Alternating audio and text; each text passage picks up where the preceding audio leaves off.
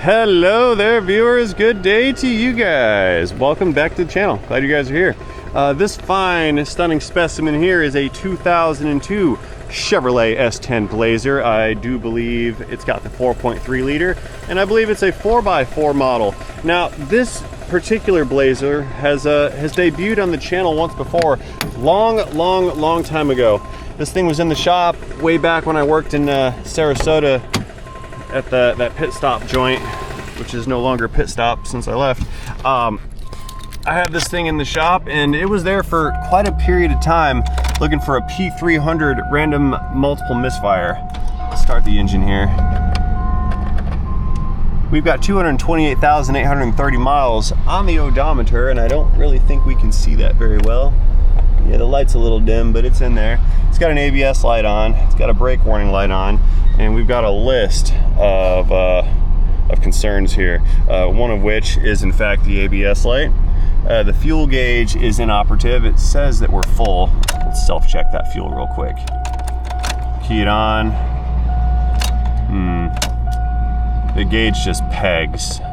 We need to determine if it's going to be the level sender or the gauge. Yeah, the gauge just pegs when you key it on. We will get the scan tool out and try a sweep test on it to see if the cluster itself is functioning or if we have an instrumentation problem at the sending unit. Anyway, moving on. Stalling when slowing down, engine stalls. Okay, we've got some voltage issues. Customer states, I think they said, I got a love letter here. I think they said that voltage drops when we turn on the signals. Yeah, it does. See that a little bit right there? It's not particularly uncommon. That's right signal, and the voltage likes to drop up and down. We will check that at the battery with a meter to see if actual voltage is falling or if this is again just an instrumentation issue. The brake pedal feels a little squishy, they said. Not really uncommon for an older Chevrolet. They had sponge-like brake pedals. We've got an oil leak somewhere, possibly the engine oil pan. It shakes at highway speeds, and check the suspension, intermittent shaky at highway speeds, and a hum noise out of the front axle. Looks like we are going on a test drive. Okay, now the visual obstructions are no longer in the way. Take this out on the big road a little bit, get it up to highway-ish speeds, and see how it feels. We'll check for vibrations. We'll check for instability while maneuvering, things of that nature. I love these old S10s, man. These things are the best. The pinnacle of automotive engineering. Not this vehicle specifically, but the time frame. Early 2000s did a good job for us. That's why vehicles built in the early 2000s are still on the road today. This has got 250,000 miles on it. My 07 Silverado just hit 250,000 the other day. Now, granted, about 10,000 miles ago, I rebuilt the entire drivetrain on it and suspension, so it's technically a new drivetrain, but the original absolutely would have put it up to that 250K. I just wanted to do the rebuild. Now it's good for another 250K. I heard a grindy noise. A little hum noise from sounded like the rear actually.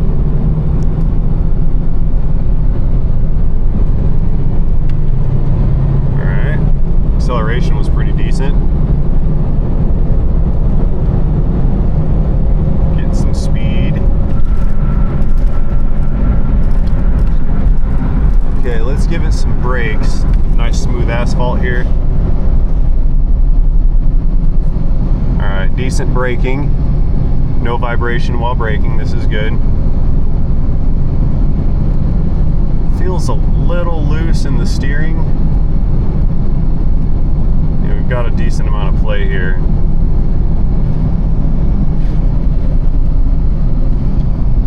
Let's do a heavy brake event real quick, see if it pulls or anything. Yep, that was a good stop. And we're about to stall. RPM is slow. It stumbled and then caught itself. All right, so we've recreated a couple things here. I wonder if this maybe has a leaking brake booster. Watch. Yeah, it's got a leaking booster, I think. I hit the pedal. All right, there's a few things to check. Let's head back to the shop and start diagnosing here. All right, nosing back in. I was going to smoke test this brake booster, but we actually may not have to. I think I can hear the leak. Let's nose this thing in the corner over here. Oh, the 6.2 LS over there underneath the fender cover. That's a brand new, well, it's a remanufactured block surface on that thing. I asked a question the other day, what do you guys think about the paint? And the audience, the viewers here, expressed they wanted to see this thing done in competition orange. And after all you guys commented that you wanted to see this done up in competition Chevy orange, the guy that owns it capitulated. He changed his mind and he said that Chevy orange would be great for that engine block. So we're gonna do the engine in orange. The heads are gonna be bare cast aluminum. Then we'll do the valve covers in orange after that. So it'll look really, really nice. Anyway, back to this brake booster. So when I was driving, what I had heard is when I was depressing the brake pedal, I heard some air noises. Let's see if you can't hear it.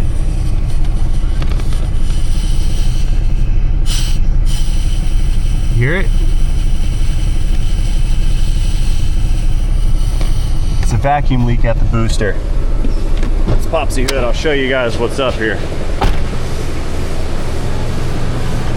Little red Chevrolet. I like the bug catcher. Okay, that's our vacuum booster for our brake system. This hose right here attaches to the engine's intake manifold, and through the engine's own intake actions, it creates a vacuum inside this chamber. Inside that chamber, there's a big rubber diaphragm, which is spring-loaded, okay? So what's happening is when you press your brake pedal, the brake pedal is acting on the push rod inside of this booster. That push rod goes through the diaphragm, and the vacuum is on this side of the diaphragm. So the engine is trying to always pull that brake pedal into a depressed position. The spring behind it keeps the pedal loaded and ready for the driver, and all that the driver has to do is overcome the spring pressure to apply force to the push rod, which is then transferred to the brake master cylinder. So the brake booster actually is what's doing the vacuuming, or what's doing the braking effort, using the engine vacuum to assist the driver. That's why they call these a power brake assist booster. So this guy is leaking at the diaphragm. Okay, so I've got the smoke machine here. This is basically just a very large vaporizer. It's full of baby oil. Pretty much, it's a smoke solution, which is very close to baby oil. We hook shop air to this, connect it to the vehicle's battery, and the heating element inside will vaporize that oil, send it out of the tube here as a rich white smoke. We'll pump that smoke into the suspected component and then look for the leak visually. So we need to attach this guy to our electron storage containment unit, also known as a battery. Connect that guy. Green light for power, good. So what we shall do, we'll take this guy and stick it in the hole to the booster, right there. Like so, just gonna shove it in. Then we'll turn the machine on, go back into the cabin, and then look for the smoke. Need some shop air. Then connect this guy, like so. Right, shaw. Fire it up.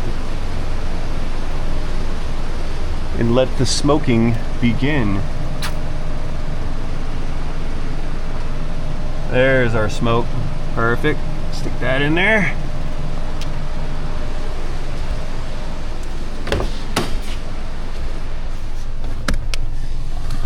Oh, that booster's way up there too. You see, leave this light in here so you can see. Okay. See that thing with the little holes in it? Right there. That's the diaphragm. Well, the diaphragm's behind that. That's the push rod. Let me actuate this pedal. There it is. See it? See the smoke? So it's not leaking. I hit this, it leaks. Not leaking, leaks. Not leaking, leaks. There we go, that was a good one. Yep, we need a replacement brake booster. That's confirmed kill on the booster. Now, what that's also gonna do, if it's leaking outwards, that means that it's also leaking inwards. So while this engine is running and that brake pedal's depressed, there's an active vacuum leak. So what it's doing is it's pulling air from the cabin side through the booster and then sending that air into the engine. The air entering the engine is now unmetered air, meaning the mass airflow sensor does not know that it's there. That's what this unit is right here. There's a heating element inside of there, and as intake air passes over it, it cools that heating element. That changes the resistance of the circuit, and that's what the ECM uses to determine how much volume of air is going into the engine.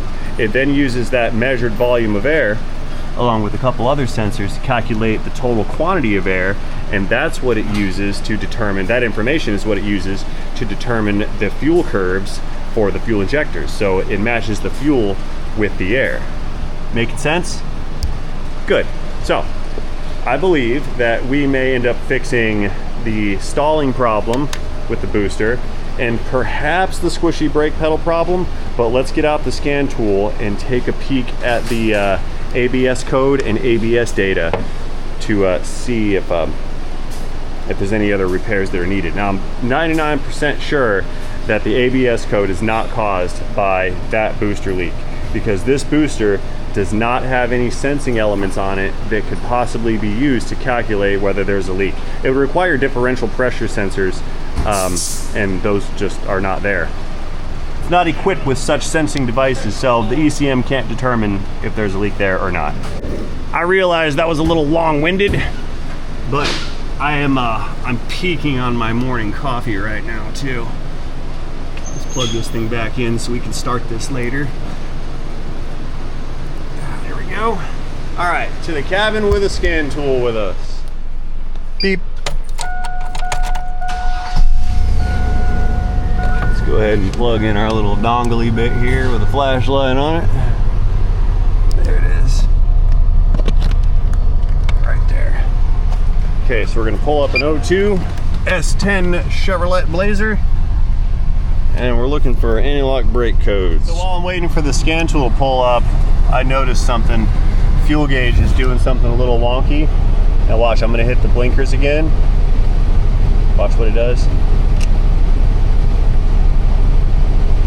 Okay, what it had been doing is it was sticking on full, and then when I hit the blinker lever over here, it was dropping it down to like half the tank or 3/4 tank.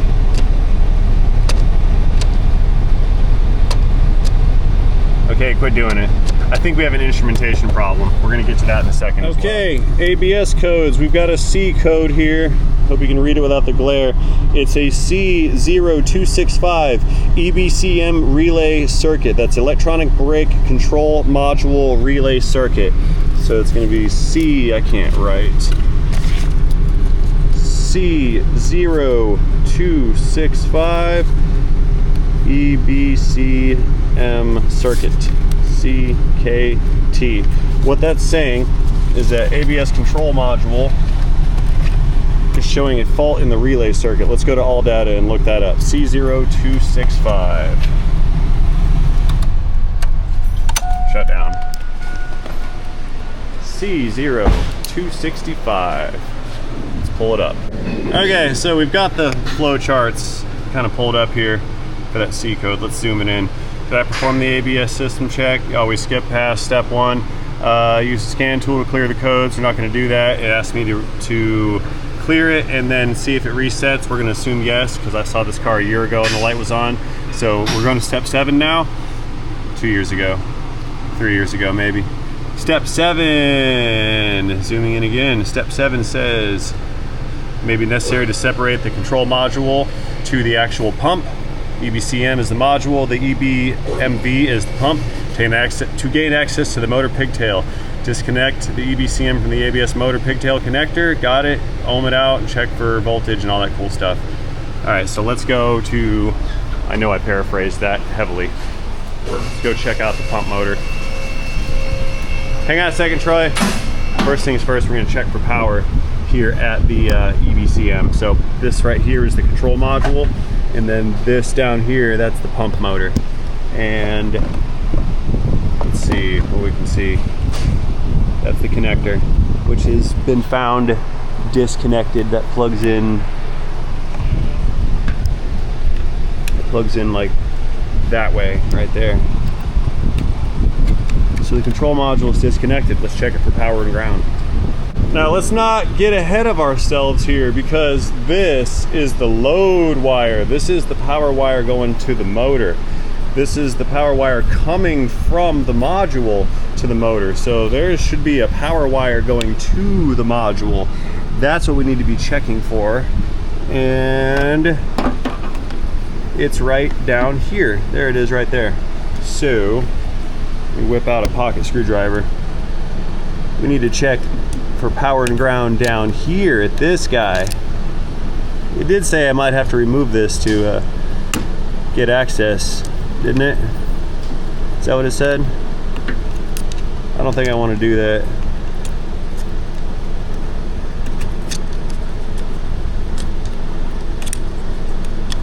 Yeah, we're not going to do that. We're just gonna push it off the screwdriver.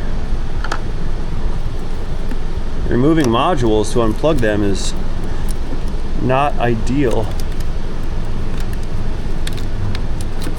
Oh, what is this? Those are small wires. I was looking for big wires. So these are control circuits. Where's my big power circuit then? I should have a big power circuit. I have a big power circuit here. Is there another connector? Sure is. Yeah, there's another one down there. So like I was saying before I put my foot in my mouth, it may be required to remove the module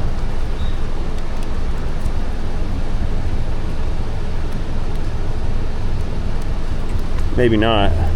There it is. Now we're cooking with Crisco, boys. Look at that. That's what I want. So we need to check this for power and ground from the fuse block. So let's key her back on. We're on DC voltage. Some chopstick action here. That was not chopstick action. Get in there. One-handed. Huh. We had no volts. There we go. Now we have volts. Okay, so we know that there is power going into our module. So brake control module is powered. These are wheel speed sensor connectors. So I can plug this guy back into the module. Okay, that's connected. Let's plug this thing back into the module and see what it does. This is our output wire from the module to the motor. Plug that thing back in.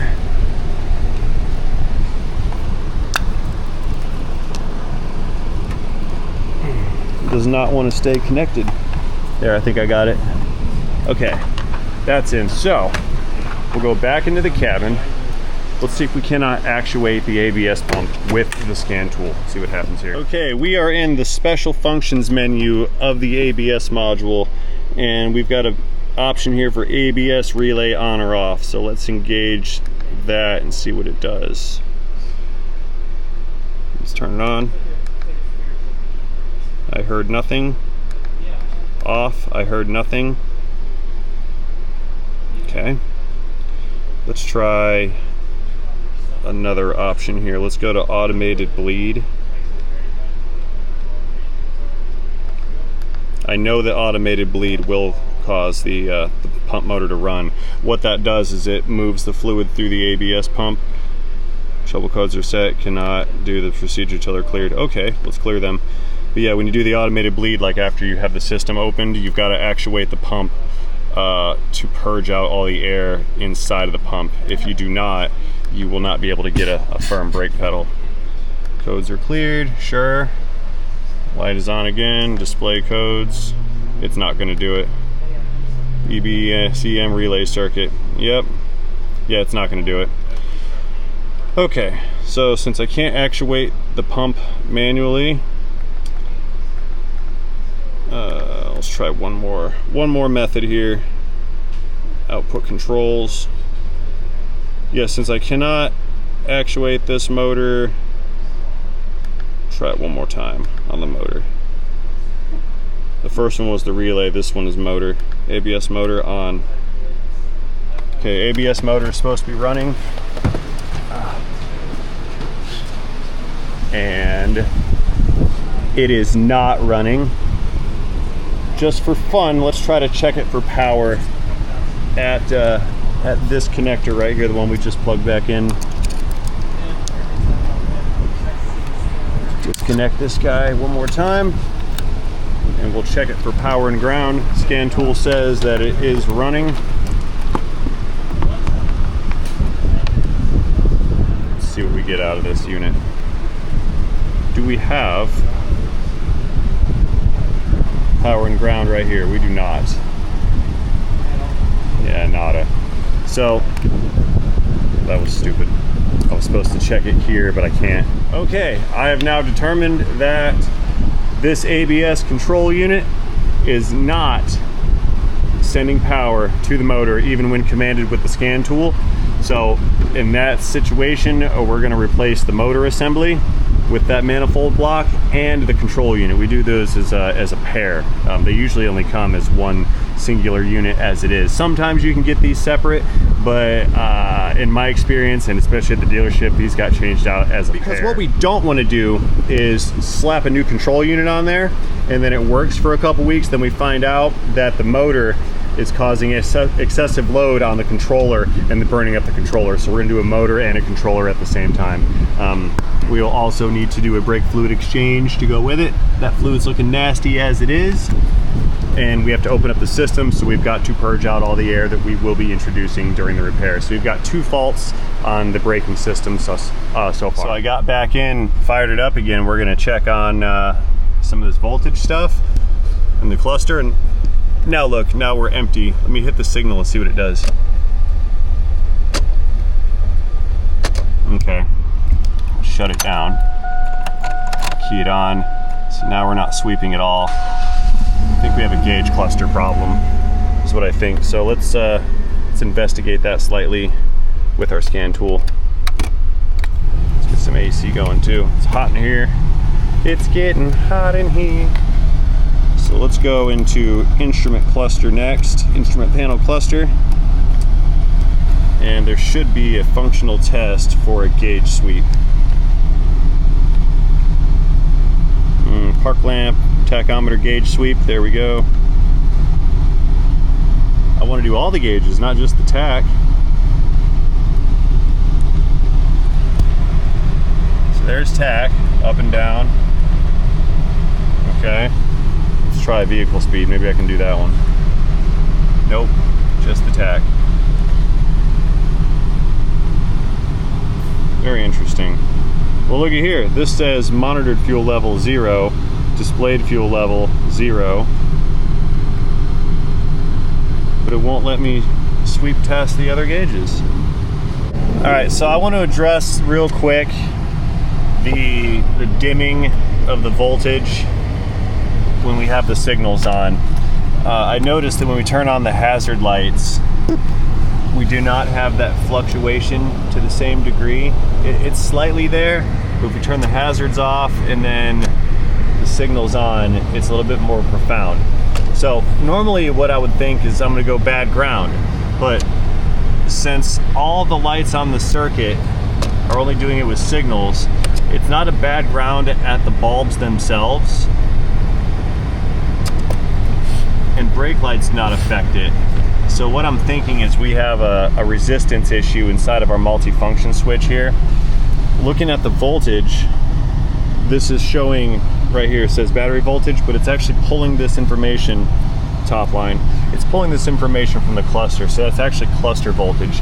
If we turn on the hazards, they're on right now, see we don't get much of a voltage drop, 12.6, 12.7.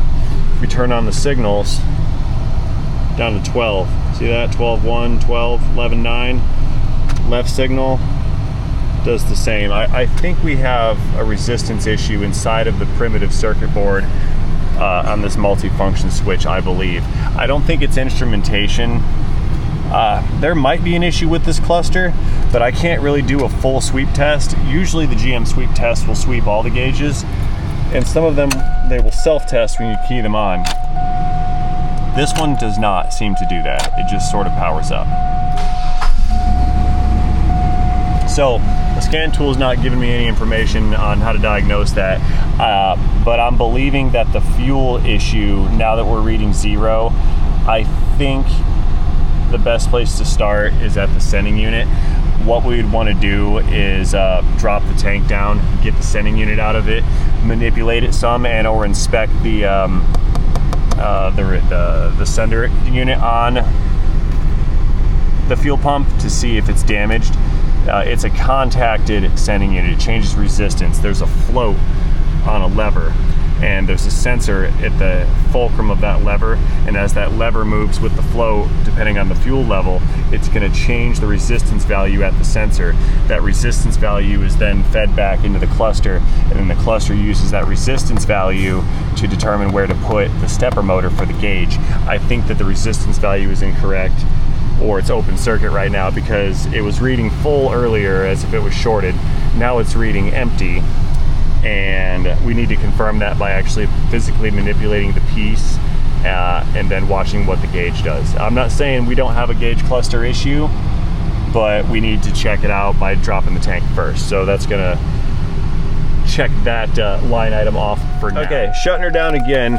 Let's lift it up and do an undercarriage inspection, see what we can't determine with regards to the looseness that I felt while driving.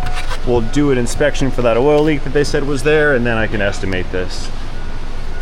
Moving around to the green subscribe button, moving on up.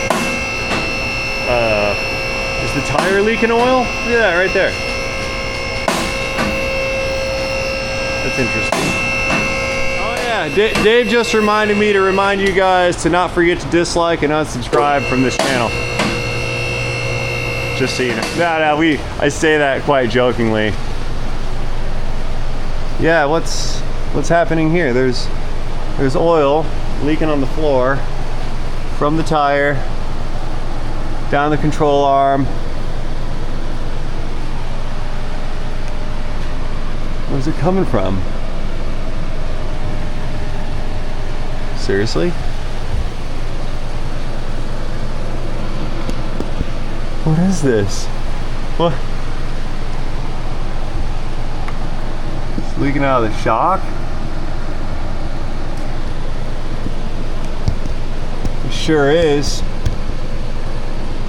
Look. There's oil.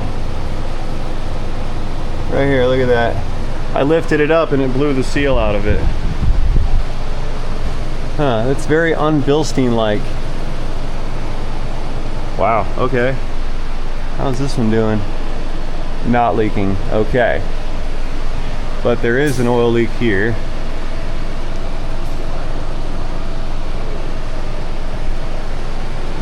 That's oil pan and oil filter housing, it looks like. Or I'm sorry, oil cooler housing, that's the cooler. There used to be a filter there, but since this is four-wheel drive, they must have relocated it somewhere else. I don't recall where that somewhere else is. Okay. Well, yeah, we got to pull down the differential, the exhaust, front propeller shaft. You take all that business out, starter, we can pull the pan off. Yeah, there's a bunch of oil leaking right there too. Okay. Let's see, fuel filter looks decent. It's got new cat converters.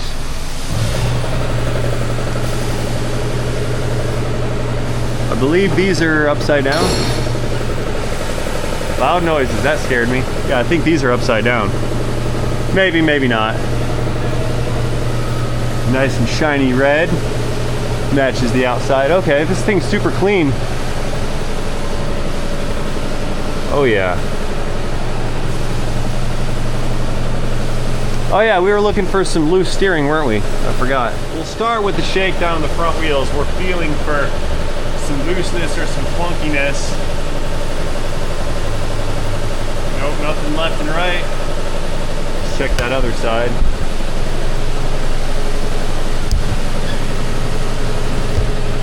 So you can see here. No, not really loose. Nada. Yeah, these are all new front end parts too. I bet it's the steering shaft. Yeah, it's either the steering gear or in the shaft. Okay. This sway bar bushing has seen better days.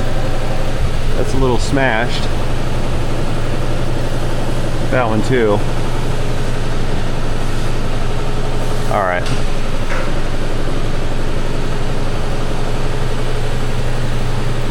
Okay, so down here we got oil leaks. Let's let it down and check on the steering shaft real quick. Laser coming down.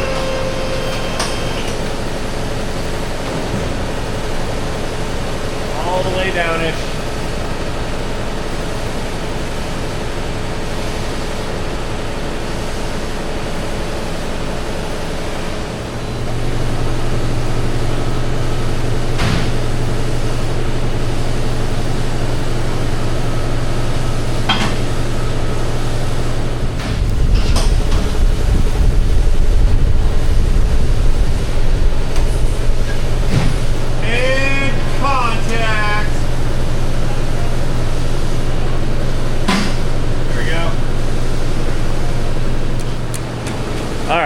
Let's check our steering shaft real quick.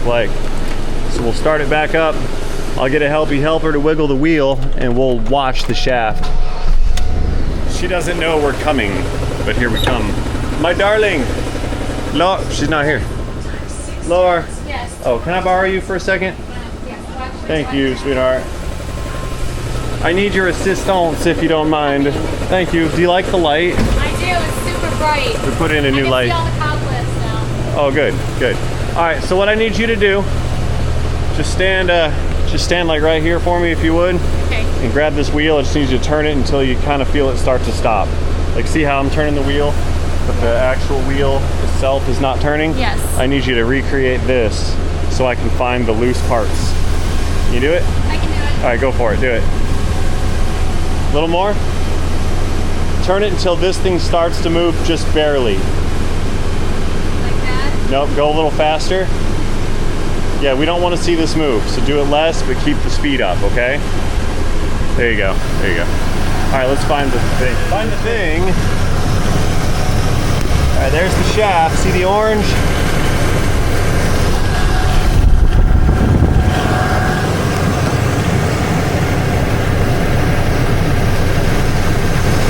Yeah, I believe it's in the steering gear. I'm seeing the gear receive inputs, but we're not seeing any outputs. Yeah, see right there? There's the steering. That's the linkage. And then up here, the shaft is turning. I see it right there by my middle finger. Yeah, it's happening at the gear. All right, babe, you're good. This is a super clean ride. Isn't it? Gosh, not bad like, for... What I year know. is this? 2002. Yeah, will you reach in and shut it down? Thank you. Yep, so we need a steering gear, ABS pump and module. Forgot the other thing. Oh, a brake booster, some fluid, and some other knick-knacky items. Let's get this thing estimated. We'll see what we're gonna do. Oh, by the way, you did not follow the instructions for the diag on the ABS. I know I didn't, but that doesn't mean that my diag is wrong, so. Alrighty, green subscribe button again. We have some conditional approvals here. Oh, I forgot to tell them about the leaking shock. We got some conditional approvals though. but I've got to find out some more information. We are going to do the brake booster, which has to be ordered. That's 2 days away.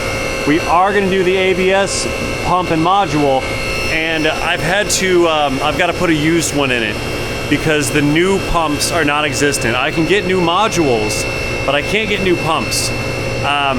Earlier, when you guys weren't looking, I did take a jumper wire and I ran power and ground to that pump, and the pump itself did come on, but it was making a horrendous grinding noise. So I do not want to just put a module in it. We are going to do a pump, but it's going to be used parts, which is good because the modules are silly expensive.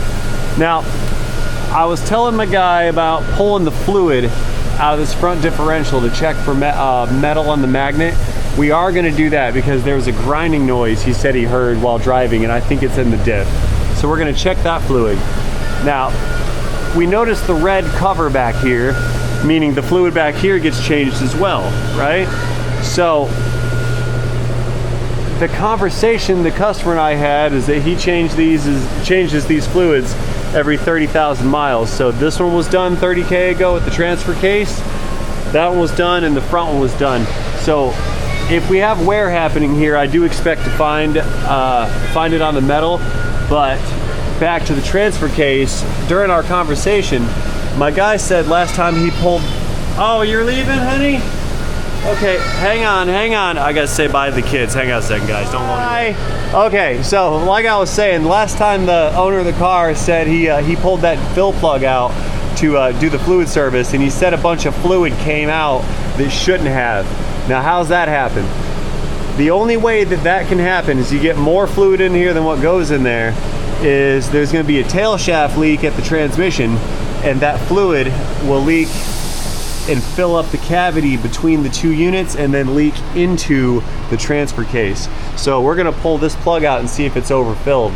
That will let us know that transmission fluid is being pumped into the transfer case when it shouldn't be. So we need looks like a 3/8 hex drive. Let's get ourselves a 3/8. Let's go ahead and pull this guy out. Now, a little bit of fluid coming out's not going to be a problem, but a lot of it is a problem. So let's see. There's a little bit. Let's get a drain bucket. Let's see. Now it's good. There's our fluid level. A little dark, but what we do not have is fluid pumping through. This is okay. Good. Moving on to the front diff. Crack this guy loose.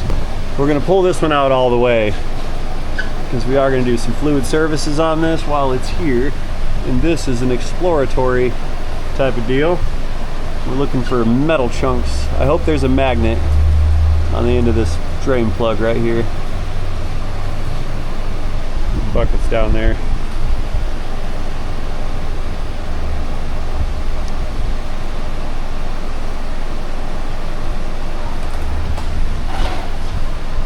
There is no magnet, but that fluid's not looking great.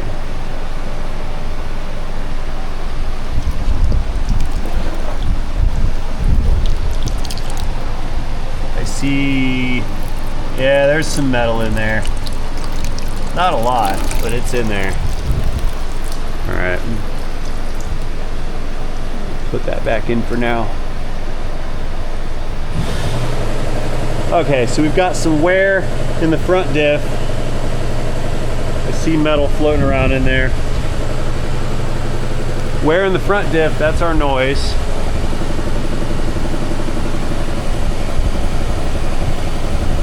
Yeah, it's not a lot. See that gray looking hue in there? See all that?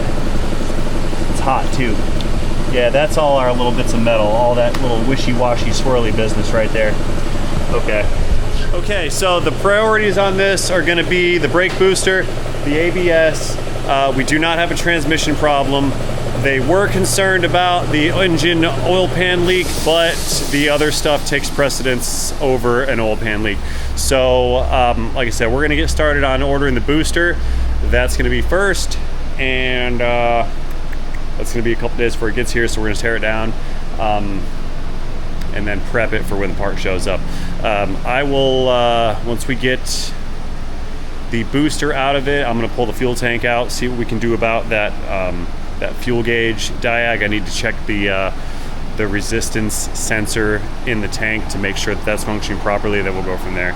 I don't think I've got anything else to offer on this particular diag on this S-10 Chevrolet. Let me know what you think about this thing's pristine, clean condition, interior and outside, in the comment section down below. Do not forget to unsubscribe and hit that dislike button while you're down there.